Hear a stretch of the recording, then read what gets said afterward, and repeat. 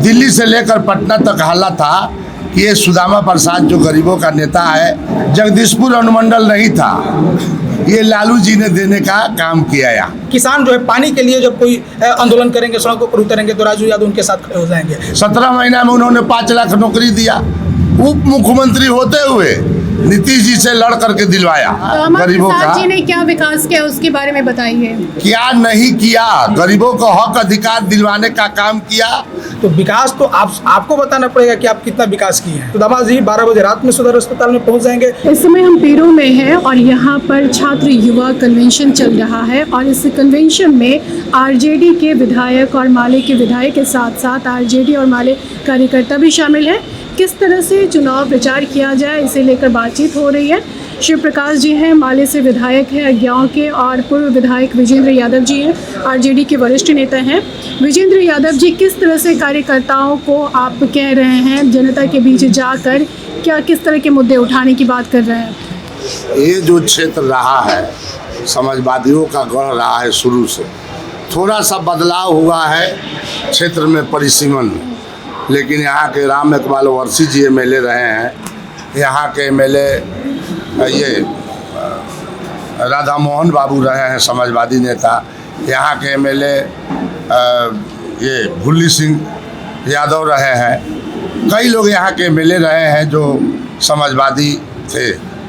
और आज ये हम लोग के जो राष्ट्रीय जनता दल के गठबंधन हुआ है उसमें सुदामा जी 2 बार से एमएलए थे, पहले से 2 बार हराए हैं जो प्रत्याशी है दूसरे दल का, भाजपा का, और फिर इस बार उसी के बेटा लड़ रहा है।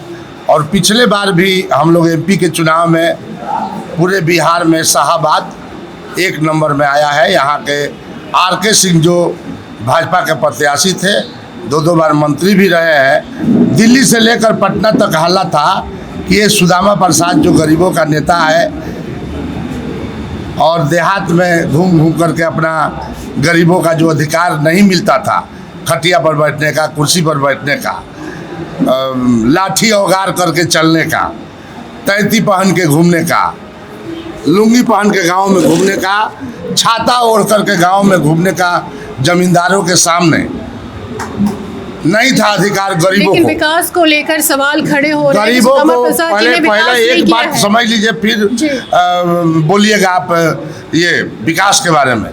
तो उस अधिकार को दिलवाने का काम ये महागठबंधन का जो प्रत्याशी थे जीत गए, सुदामा प्रसाद जी, रामनरेश राम जी, जिन्होंने दिलवाने का काम किया।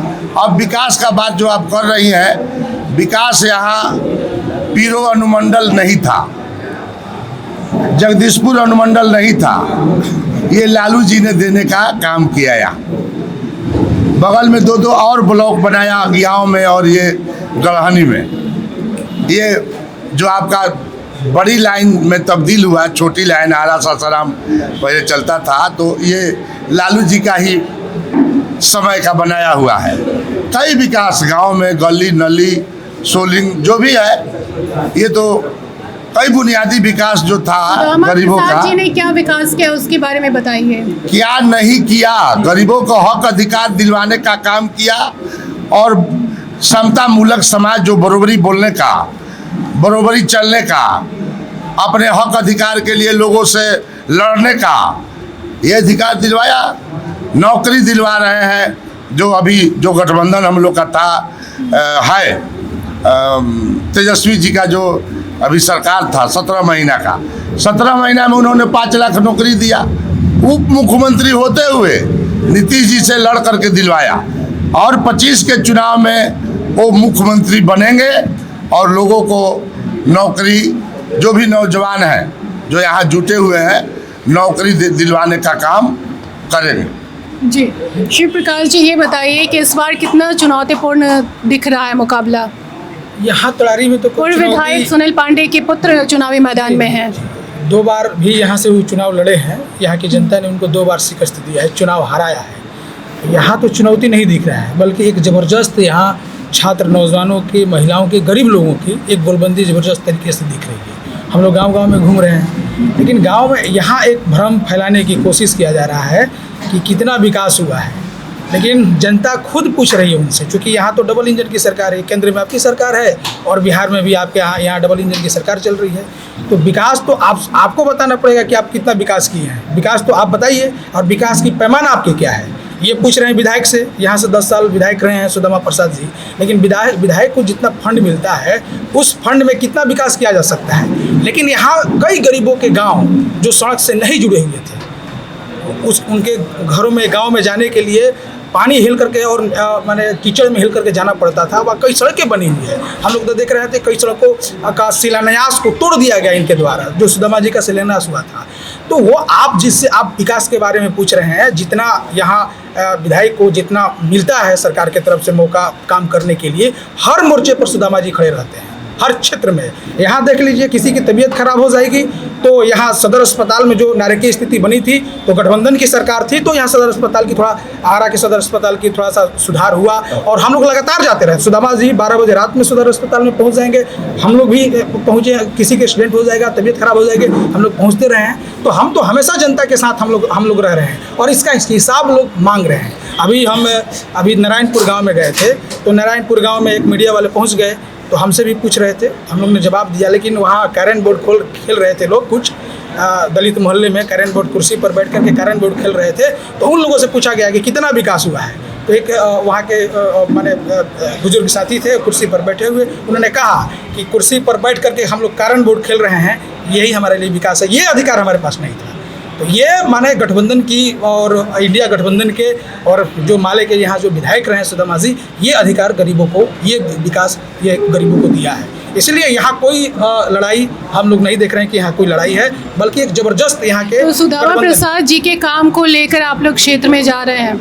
हाँ, एकदम उनकी काम और जो जनता के प्रति वो जिनकी उनकी जवाबदेही, हमेशा वो जवाबदेही निभाए हैं जी, ठीक है। और इसी आधार पर तो सुदामा जी को भेजा गया दिल्ली। लेकिन जातीय समीकरण को भी अलग नहीं कर सकते। राजू यादव किस तरह से जातीय समीकरण में यहाँ पर फिट बैठ रहे हैं? राजू यादव जातीय समीकरण में फिट नहीं बैठ रहे हैं। राजू यादव का उनका इतिहास आप देख लीजिए, छात्र जीवन से, जब बिरकुंवर सिंह यूनिवर्सिटी की UGC की मान्यता प्राप्त नहीं थी, राजू यादव उस समय छात्र होने के नाते वो लड़ रहे थे यूनिवर्सिटी के लिए। जब भी कोई फीस वृद्धि हो जाएगा तो फीस वृद्धि के खिलाफ में राजू यादव सड़कों पर दिखाई देंगे। जब नौजवानों को रोजगार के लिए कोई आंदोलन होगा, यहाँ आप जानते हैं जो अग्निवीर आया, अग्निवीर के खिलाफ में जबरदस्त आंदोलन हुआ, राजू यादव दिखाई देते हैं। तो हर आंदोलनों में आरक्षण खत्म होगा, आरक्षण के लिए लोग लड़ेंगे, तो राजू यादव सड़कों पर और रेलवे ट्रैक पर खड़े होकर के आरक्षण बचाने की लड़ाई लड़ेंगे।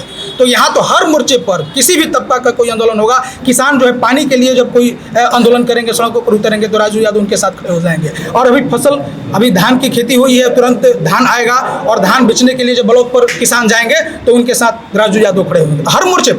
हर मोर्चे पर राजू यादव दिखाई देते हैं, खड़े रहते हैं, लड़ते हैं। तो वो किसी जातीय समीकरण के नहीं, बल्कि एक जन नेता के रूप में तमाम तबकों के, यहाँ के छात्र नौजवानों के लिए, किसानों के लिए, महिलाओं के लिए, अभी महिलाओं का अभी जो है जो महिलाओं का आंदोलन चल रहा है, ये जीविका दीदियों का, तो जीविका दीदियों के तमाम आंदोलनों में, चाहे वो तरारी हो, सहार हो, पीरो हो, आपका हमारे ब्लॉक में भी कई ब्लॉकों में वो एक नेता के रूप में उस जीविका दीदियों के आंदोलनों में आकर के खड़े हो रहे हैं। तो हर मोर्चे पर, हर तबके के आंदोलनों में राजू यादव खड़े होते हैं, लड़ते हैं, संघर्ष करते हैं। इसीलिए वो किसी जातीय बंधन से नहीं, बल्कि वो एक जन नेता के रूप में और एक यहाँ के आम लोगों के नेता के रूप में उभर करके हैं। और यहाँ कोई लड़ाई दिख नहीं रही है, एक तरफा राजू यादव के एक समर्थन और उनके पक्ष में गोलबंदी दिख रही है। और हम लोग देख भी रहे हैं, घूम रहे हैं भी सब जगहों पर, राजू यादव के पक्ष में लोग वोट दे रहे हैं। जी, चलिए, बहुत बहुत धन्यवाद। यह बात हो रही है, राजू यादव के पक्ष में गोलबंदी होती दिख रही है आरजेडी के नेताओं को और माले के नेताओं को। हम फील्ड में जाएंगे, लोगों से बात करेंगे, जानने की कोशिश करेंगे कि आखिर उनके मुद्दे क्या हैं और उन मुद्दों पर राजू यादव कितने फिट बैठते हैं, ये आप तक पहुंचाने की कोशिश करेंगे। आप बने रहिए जन मीडिया न्यूज़ के साथ।